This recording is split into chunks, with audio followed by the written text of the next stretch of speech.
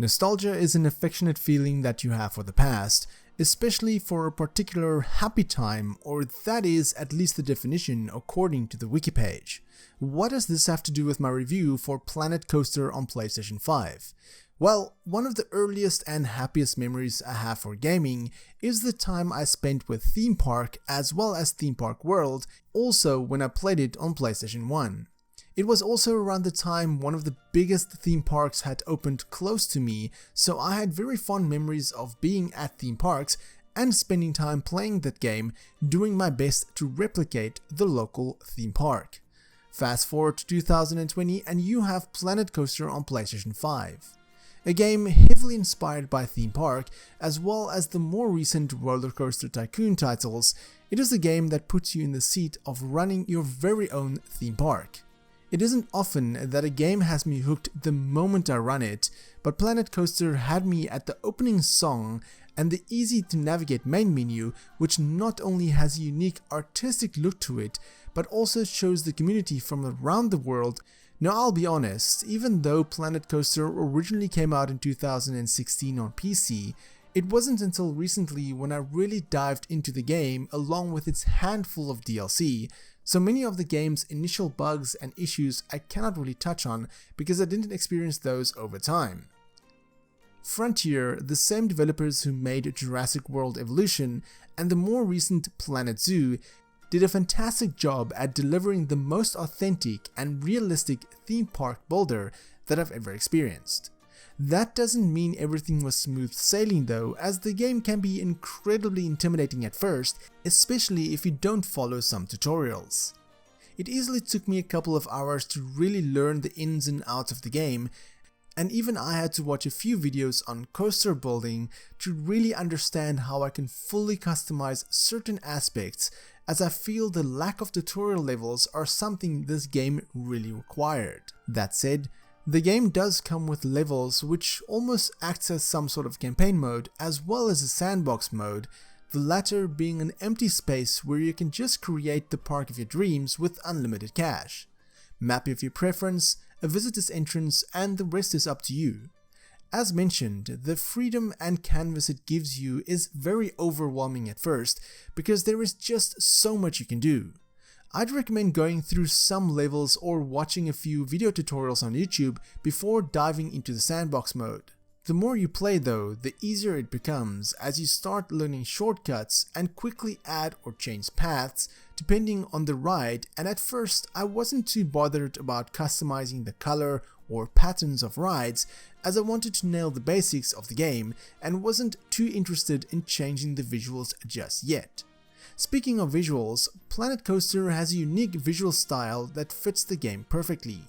The rides, the environment, and everything relating to the park has a very realistic visual aspect, but Frontier opted to create people in a cartoonish manner, which at first seems a bit odd, but eventually I got used to that look and it doesn't distract me too much from the overall feel of the game.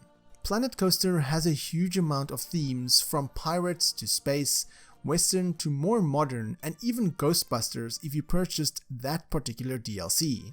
Speaking of DLC, Planet Coaster is currently sitting with around 9 DLC packs on the PC, give or take, ranging from the aforementioned Ghostbusters to Back to the Future, Classic Rides, Spooky Pack, Knight Rider, and much more. They vary in prices and most of them adds more content to the game, aside from Ghostbusters, which adds some levels that let you play as the characters themselves. However, with the incredible amount of support and DLC this game has received since launch, I may have to do a separate video talking about each DLC pack individually. When it comes to the UI, it is something Frontier has also managed incredibly well. Everything is laid out easy enough for you to figure out, and it doesn't fill the screen like some previous park simulators. In fact, I feel that the UI is extremely clean and makes you feel as if you're a visitor in your own park. You can even ride your own rides, choose which seat you want to sit, and enjoy the custom coasters you built or that you downloaded from the community. It does take some time to adjust to a controller, but once you get used to it, then it is an easy ride from there. The downside is that Frontier has added a new mechanic, the Oswald Eugene counter, that essentially acts like a thermometer to keep your rig from crashing, and it is perhaps the greatest disadvantage of playing on consoles. The PlayStation 5's strengths help you to work with more room than the PS4 version, but there is always a hard limit. You quickly reach the limit if you go crazy on your park. Nostalgia is an affectionate feeling you have for the past, especially for a particular happy time. Why do I repeat this line that was said at the beginning? Because that is what I feel when playing Planet Coaster. It feels like a happy time. Perhaps it is because it's a change from all the over-the-top shooters and gory games out there, and it genuinely feels relaxing playing this game, aside from the stress of managing your own park. But playing Planet Coaster with a cup of coffee is a fantastic time, and I cannot wait to jump back in to complete more levels. The levels essentially require you to complete certain tasks such as building or researching rides, making a certain amount of guests happy, or reaching a certain number within the park. There is no real story mode, but this is a great way of challenging yourself and learning the ropes, as previously mentioned. I may not have said much negative aspects about this game, as there are very little. Aside from the steep learning curve and the minor glitches and bugs, Planet Coaster on PlayStation 5 is well worth the purchase, and had I put a score on this, then I'd easily give it a 9 out of 10. I'd like to thank Frontier for providing me with a review key, and for more gaming content, check out the rest of my channel. If you enjoyed this video, then give me a thumbs up. If you dislike it, then give me a thumbs down, but please tell me why so I can improve my videos. My name is Frank, I'm the RedTieGuy, and frankly, thank you for watching. Catch you guys in the next video.